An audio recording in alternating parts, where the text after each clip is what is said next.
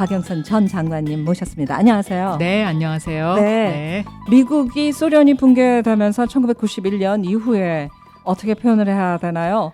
그러니까 미국의 세계화, 미국의 세계화, 자유무역주의의 가속화, 네. 그다음에 힘으로 밀어붙인 민주주의.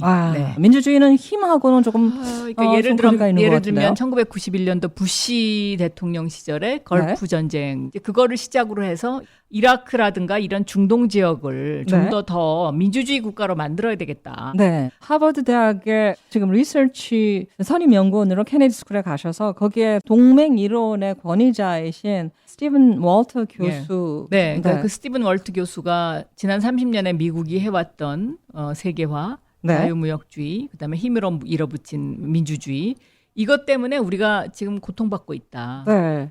그리고 미국이 지난 30년 동안 간과한 것이 있는데 하나는 중국의 성장을 너무 무시했고 두 번째가 기후변화 위기에 대처하는 것에 적극적이지 않았다.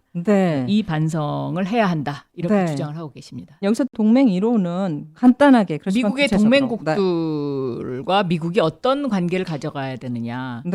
그다음에 미국이 동맹국과 함께 전선을 마련해서 민주주의를 발전시키는 것, 이제 이런 것들에 대한 논리를 제공하시더라고요. 네. 그렇다면 여기에서 볼까요? 1997년 대한민국에서는 IMF라고 우리가 지금도 부르고 있는 아시아 금융위기. 아시아의 금융 위기가 있었습니다. 그때 1997년에 한국이 IMF를 겪을 수밖에 없었던 것은 지금 돌아보면 어떤 상황에서 이런 결과가 왔나요? 그러니까 이제 미국의 자유무역주의, 세계화, 이 전략에 한국을 비롯한 아시아 국가들이 희생양이 됐다. 그러면서 동시에 또 자유무역에 의해서 중국이 그 2000년대 초반에 WTO에 가입하게 된 2001년도에 이제 중국의 WTO 가입에 미국이 적극적으로 나섭니다. 그런데 이제 여기에 대해서도 두 가지 학설이 있습니다. 너무 일렀다. 그것은 아니야. 그건 뭐 중국이 그렇게밖에 할 수밖에 없지 않았을까? 이제 이런데 제가 보기에는 이건 조금 일렀습니다. 왜냐하면 미소 냉전 시대에는요. 경제가 블록 경제였습니다. 민주주의 국가는 민주주의 국가끼리, 공산주의 국가는 공산주의 국가끼리 무역을 했었기 때문에 어느 한쪽을 잘라내도 크게 문제가 안 되는데요. 이 중국의 WTO 가입이라는 것은 결국은 세계 경제가 통합되는 상황이 된 겁니다. 그래서 미국의 무역량과 중국의 무역량이 늘어나는 것은 물론 유럽의 무역량도 엄청나게 늘어나게 되는 거죠. 그래서 지금 바이든 정부가 처음에 중국을 경계하면서 디커플링이라는 단어를 꺼냈는데 사실 이거는 현실적으로 가능할 수 있는 단어가 아닙니다. 중국과 분리될 수 없는 그렇습니다. 왜냐하면 미국과 중국의 무역량이 약 7천억 달러, 그러니까 90조 정도 가까이 됩니다. 이거를 어떻게 하루아침에 끊어내겠습니까? 그건 거의 불가능하죠. 그리고 한국은 이제 그 1990년대 초반에 노태우 대통령이 북방 정책을 추진하면서 중국과 수교하고 러시아와 수교합니다. 이것이 한국의 입장에서는 오늘날의 국민소득 3만 불 이상의 선진국으로 가는 하나의 그 장을 펼쳤다라고 저는 평가를 하고 싶은데요. 왜냐하면 중국 시장이 열리고 러시아 시장이 열렸죠. 새로운 시장이 열렸습니다.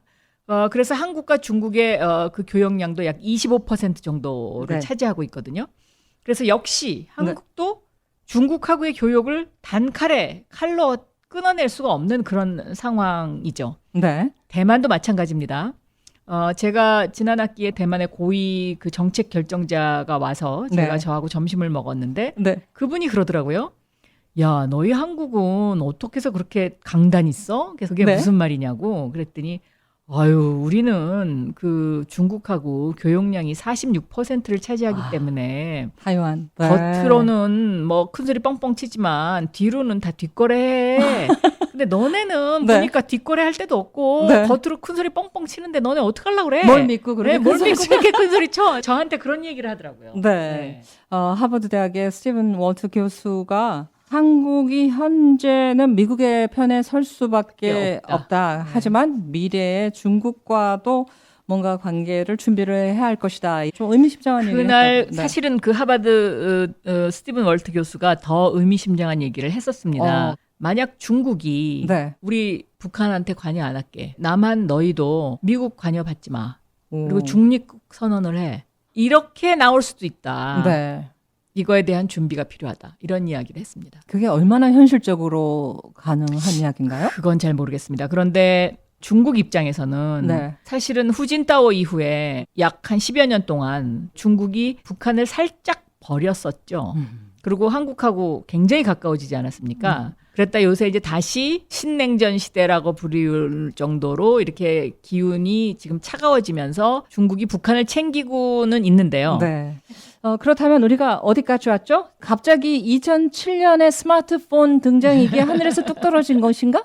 그 전에 어떤 일들이 준비가 됐나? 2000년, 그러니까 정확하게 1999년 자정을 기해서 당시 박영선 기자, 맞죠? 박영선 기자가 이어령 선생님과 같이 만들었던 다큐멘터리. 그때부터 한 7년 불과 지났는데 스마트폰이 정말 나온 거예요. 그렇습니다. 네.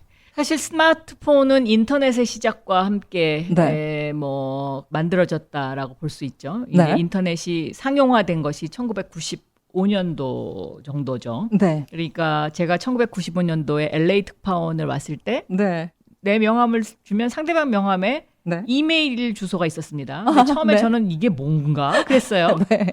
그랬는데 1997년도에 제가 LA 특파원을 마치고 귀국하니까 네. 한국에서도 이메일을 쓰더라고요. 그러니까 불과 2년 사이에 한국이 그 IT라는 것을 받아들인 거예요. 네. 그런데 그렇게 된 지 10여 년 만에 스마트폰이 만들어졌는데 네. 제가 2010년도에 그 스티브 잡스 밑에 있었던 팀 쿡, 네. 지금은 이제 팀 쿡이 애플을 이끌고 있죠. 네.